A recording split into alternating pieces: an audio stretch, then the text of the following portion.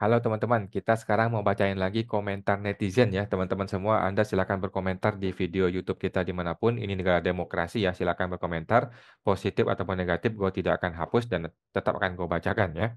Oke, ini adalah komentar netizen yang terbaru yang gue dapat ya. Dari Mbah Mo. Intinya rakyat harus patuh bayar pajak untuk bayar hutang negara yang menggunung. Waduh. Ya memang betul, teman-teman ya. Kalau kita nggak bayar pajak, terus utang negara siapa yang membayarin? Ya kita-kita ya. Anda adalah negara, kita adalah negara, kita harus membayar hutang dari negara kita ya. Tetapi yang bikin hutang siapa? Yang bikin hutang adalah si oknum-oknum pejabat di pemerintahan ya. Sri Mulyani minta warga bayar pajak demi bayar utang negara. Musni Umar. Beban rakyat makin berat. Warta Kota 26 Agustus 2021. Oke, itu adalah sebuah berita ya. Bapak Andis 1708. Ya, sekalian saja to the point ya. Tujuannya bikin UMKM bangkrut dan yang penting bangkrut itu pajak.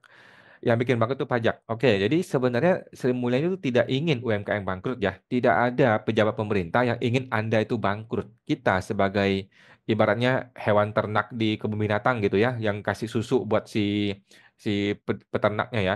Mereka tidak ingin si sapinya itu mati dong, ya kan? Seorang peternak di kebun binatang tidak mau mematikan si sapi yang punya susu, ya kan? Dia pengen sapi ini menghasilkan susu terus menerus, kan begitu. Nah, jadi pejabat di Kementerian Keuangan termasuk Sri Mulyani tidak ingin UMKM bangkrut gitu ya, tetapi dia ingin Anda membayar pajak sebesar-besarnya, setinggi-tingginya, semaksimal yang lo bisa keluarkan. Oke? Ngerti nggak maksud gua teman-teman ya? Jadi kalau Anda punya sapi gitu ya, menghasilkan susu ya, lu pengen sapi ini menghasilkan susu sebesar-besarnya, ya kan? Lu kasih dia gemuk, dia bikin dia gemuk, tapi lu pengen dia menghasilkan susu yang sebesar-besarnya. Jangan sampai dia gemuk, tetapi susunya sedikit. Kenapa? Karena disembunyiin sama dia. Nah, itu yang lu gak mau, gitu kan? Nah, jadi bukan pengen UMKM bangkrut, dia pengen UMKM membayar pajak 10 kali lipat dari yang selama ini lu sudah bayar, gitu ya. Bapak Hartono Santoso. Terima kasih untuk videonya. Salam sehat dan bahagia selalu untuk Anda dan keluarga. Oke, Pak. Terima kasih. Bapak Maki Taskatain. Coba dijawab tebakan ini. Satu, usaha nggak ikut modal. Dua, kalau untung minta bagian. Kalau rugi nggak ikut nanggung. Eh, nggak modal tapi lebih berkuasa. Siapakah gerangan? Nah, ada yang menjawab nih. Ada yang menjawab. Betul, bro. Anjing rabies berdasi itu, Bang. Waduh, kemudian, ya kalau rugi tetap lapor pajak dong dan diminta buktinya kalau rugi. Terus dicek laporannya benar apa nggak rugi ya. Kalau salah udah rugi, nanti ditambah denda pajak tambah rugi biar mencret lu katanya. Aduh pada mencet nih UMKM ya, kucing garong ada yang jawab ya. Oke, kita kasih like dulu ya, kita kasih like dulu. Oke, ini ada yang jawab nih, yang bilang UMKM bangkrut nih ya. Tepat katanya UMKM mau dibangkrutkan ya. Kan dari awal juga sudah dibilang berlaku cuma 7 tahun. Masa udah 7 tahun mau balik ke normal lagi diprotes? Memang mental ngutang tapi nggak mau bayar balik. Nah ini nih, ini anti wajib pajak nih ya. Intinya rakyat harus patuh bayar pajak untuk bayar utang negara yang menggunung. Sri Mulyani minta warga bayar pajak demi utang negara gitu ya. Oke. Kemudian ada yang lawan lagi Bapak OO tadi ya. Selama 7 tahun apa untungnya buat UMKM? Oke, oke, sudah kita like dan kita kasih love ya. Kemudian Bapak Ade Wijaya, NPPN untung nggak masuk akal, omset nggak boleh diturunin. Jawabannya boleh, teman-teman ya. Banyak orang salah persepsi bahwa omset nggak boleh turun, padahal omset itu boleh turun. Apabila AR bertanya, kenapa omset lu turun? Itu hal yang biasa, teman-teman ya. Itu bukan berarti dunia kiamat, itu bukan berarti lu bersalah, itu bukan berarti lu terpidana. Tidak ya. AR bertanya itu hal yang biasa, itu hal yang normal-normal saja. Kalau omset lu turun kemudian ditanyain sama AR, itu hal yang biasa. Teman-temannya tidak perlu khawatir, nggak perlu marah-marah, nggak perlu merasa dizolimi, nggak perlu ya. Anda jelaskan apa adanya. Bahwa omset gue turun Pak AR, ya nggak apa-apa dong, omset turun kan hal yang biasa Pak AR gitu ya. Kemudian pembukuan AR banyak nggak terima. Ini betul ya. Jadi banyak oknum AR maupun oknum petugas pajak yang tidak mau menerima pembukuan kita ya. Bukan semata-mata karena dia oknum, tetapi memang pembukuan kita nggak beres juga gitu ya. Banyak konsultan pajak abal-abal di luar sana yang membuat laporan keuangan tuh abal-abal, sembarangan, cocokologi, kiri kanan seimbang, tetapi isinya nggak bener. Begitu dibongkar sama AR atau pemeriksa pajak, dia kabur karena dia tidak bisa menjawab dan menjelaskan dengan benar gitu kan. Jadi hati-hatilah memilih konsultan pajak, teman-teman ya. Jadi maunya gimana katanya? Oke. Kemudian Bapak Toy, Best Day An. Betul, jebakan Batman. Saya adalah salah satu korbannya. Waduh, karena nggak ngerti akunting, nyuruh konsultan pajak, udah bayar mahal konsultan pajak, masih dianggap ada yang salah sama AR ya. Akhirnya saya kena denda dan perbaikan SPT. Jadinya bayarlah. Udah bayar, bayar konsultan, bayar pajak, bayar lagi pajaknya karena diduga ada yang salah gitu ya, kacau. Ada Bapak Lavatere menjawab nih. Belajar sendiri aja Pak ya. Konsultan pajak terbaik adalah diri kita sendiri. Ini gue setuju ya 100% teman-teman ya. Konsultan pajak terbaik adalah diri Anda sendiri atau pegawai lu. Jangan pakai orang luar ya. Orang luar boleh, tapi untuk advisor saja, untuk memberikan saran dan masukan saja. Tetapi jangan serahkan nasib ke akunting dan pajak lu kepada pihak luar. Karena pihak luar itu bukan elu. Dia tidak punya hati untuk di perusahaan lu.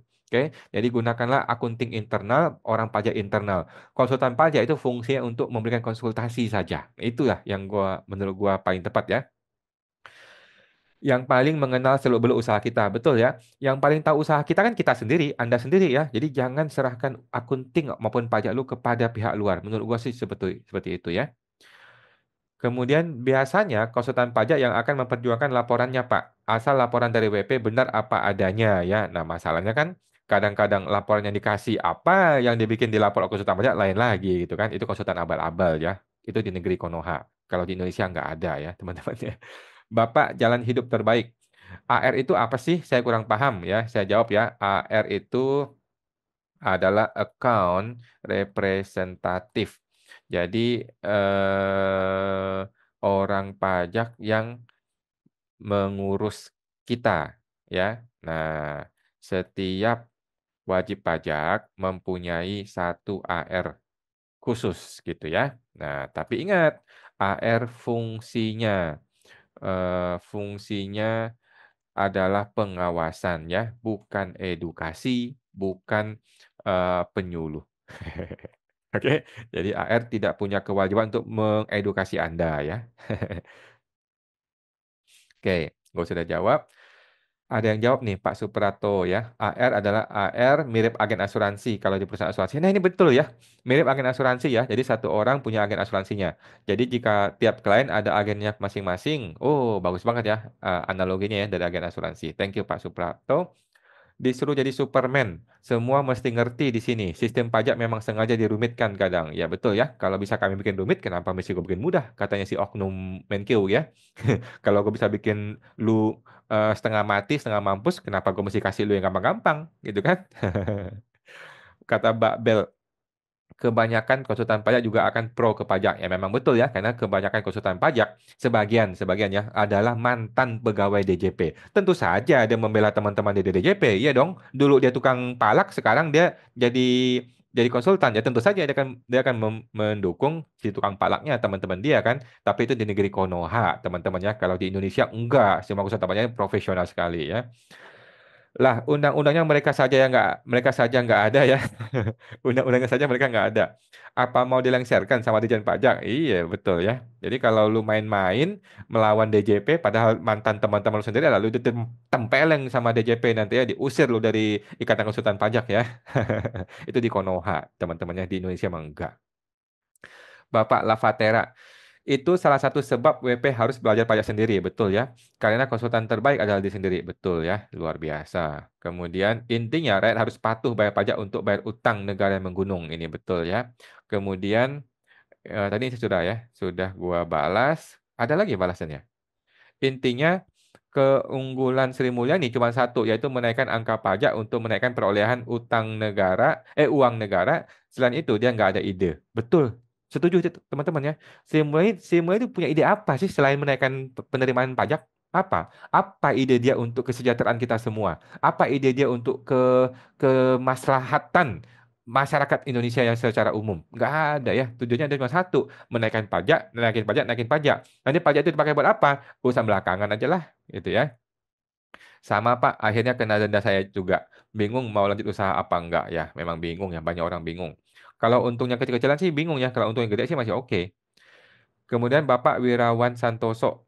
Lah, Bang, mau pakai mutasi bank UMKM kenapa nggak dipakai buat lacak korupsi? Masa cuma berani ke wong cilik katanya. Sebenarnya sudah, teman-teman sudah dipakai ya. Mutasi bank para koruptor pun dipakai untuk menghantam para koruptor ya. Kemudian ya mungkin aja satu grup ya, mana mungkin mengganggu temannya sendiri ya mungkin juga ya. Kalau teman sendiri ya enggak lah ya. Serumpun mungkin ya. Bapak pemerhati UMKM. Coba bayangkan jutaan pengusaha UMKM. Apa mungkin mereka ngerti pembukuan? Jawabannya tidak ada, teman-teman ya. Jangankan pelaku UMKM, gue aja, kita-kita ini konsultan pajak yang tiap hari ngerjain akunting, belum tentu benar laporan keuangannya, teman-teman ya. Apalagi mereka yang kerjaannya cuma bikin bon, jualan, beli barang, jualan, mana ngerti bikin akunting, teman-teman ya. Tapi Sri Mulyani nggak peduli ya. Kalau salah pembukuan tinggal kena denda, betul. Dan jangan-jangan dendanya bisa lebih besar daripada total pendapatan pajak UMKM. Jawabannya bisa terjadi. Teman-teman yang bisa terjadi karena kan ada perhitungan norma yang sesungguhnya tidak mencerminkan kondisi sesungguhnya, gitu ya. Jadi bahaya sekali penggunaan norma itu. Apakah begitu cara mencari pemasukan baru dari UMKM? Ya hajar aja semuanya ya, nggak peduli dia. Mudah-mudahan tidak sejahat itulah. Oh, ini berarti kalau orang masih berpikir simulasi belum sejahat itu, berarti masih kurang pengalaman ya, kurang pengalaman. Ya, sedih sekali PPH final ternyata nggak berlanjut ya kata Pak Lim Lim. Belum tentu teman-teman belum tentu ya. Siapa tahu di akhir Desember tiba-tiba Prabowo mau sejagoan. Oke, saya hentikan PPH UMKM, kemudian PPN 12% kita tunda. Wah, luar biasa ya Pak Prabowo, kita sujud di kakinya Pak Gibran. Gibran Pak Prabowo ya. Bapak Agung Prayogi. Menteri UMKM masih mengusulkan kepada Menkeu untuk tetap mempertahankan PPh 0,5% supaya UMKM hanya terdampak kenaikan PPN 12% saja yang akan berlaku Januari.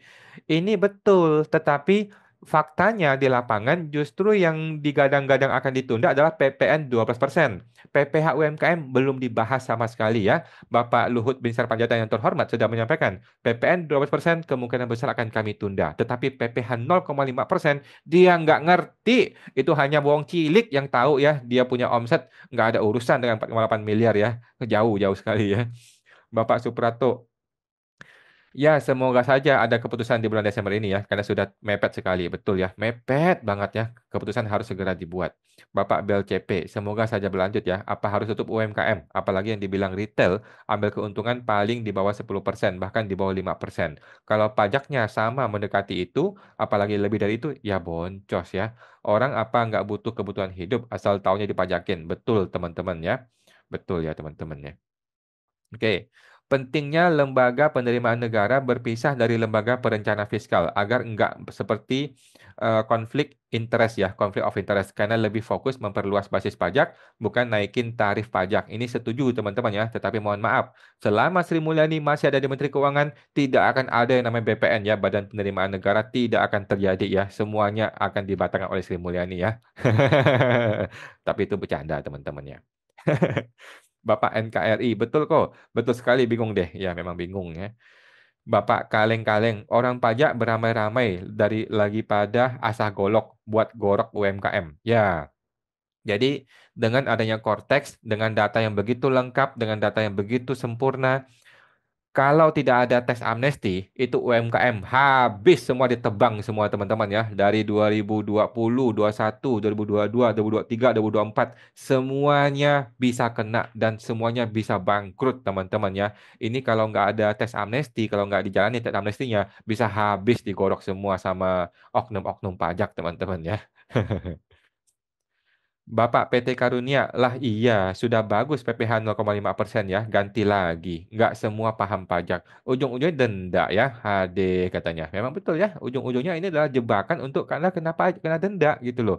Kalau lu nggak bisa komplain, nggak bisa patuh, ya lu kena denda. Ujung-ujungnya negara dapat duit lagi gitu ya. Ada yang jawab, Apakah ini macam tilang baru masuk ke kantor PNBP ya, penerimaan negara bukan pajak? Mungkin saja. Kemudian Bapak Edi Susanto, UMKM dah turun omset pajak naik 10 kali lipat ya. Jadi omsetnya malah turun, pajak bisa naik 10 kali lipat. Ini bisa terjadi teman-teman ya. Ini betul-betul bisa terjadi ya. Bapak Gea Agenda, gua lebih suka akun soal pajak akun ini sih ketimbang yang lain. Ya cuman bisa nakut-nakutin ya, akun lain ya. Cuman nakut-nakutin. Kita nggak tahu akun yang mana ya. Iya, kalau yang lain cari sensasi, nakut-nakutin biar pada cari konsultan pajak. Kemudian pernah ngobrol sama AR di kantor pajak. Pajak itu sebenarnya nggak semenakutkan orang pikir katanya ya. Oke. Mungkin beda-beda kali ya. Gua aja pernah ke kantor pajak malah ditanyain punya konsultan apa enggak, disuruh nyari yang ngerti pajak katanya. Oke. Kemudian Bapak Komputer Queen of Pajak ya, maksudnya Ibu Sri Mulyani yang terhormat ya. Queen of Hutang juga. Oh iya, Queen of Hutang ya.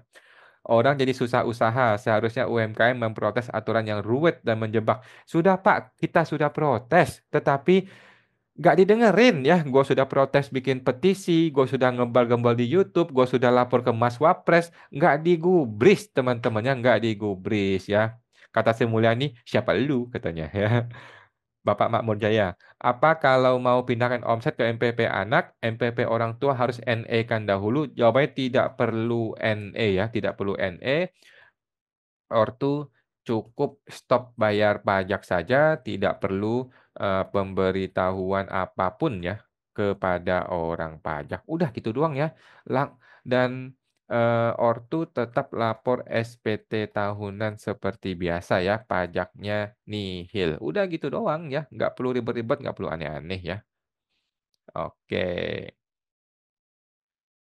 Oke, itu aja teman-teman ya. Sementara ini untuk gue belum share screen lagi tadi ya. Sorry, gue belum share screen teman-teman. Gak apa-apa lah ya. Gue belum share screen, gak apa-apa lah ya. Gue bacain teman-teman aja ya. Sorry, gue belum share screen. Lain kali gue akan share screen ya. Jadi tadi sudah gue bacakan beberapa komentar dari teman-teman ya. Oke, sampai jumpa teman-teman.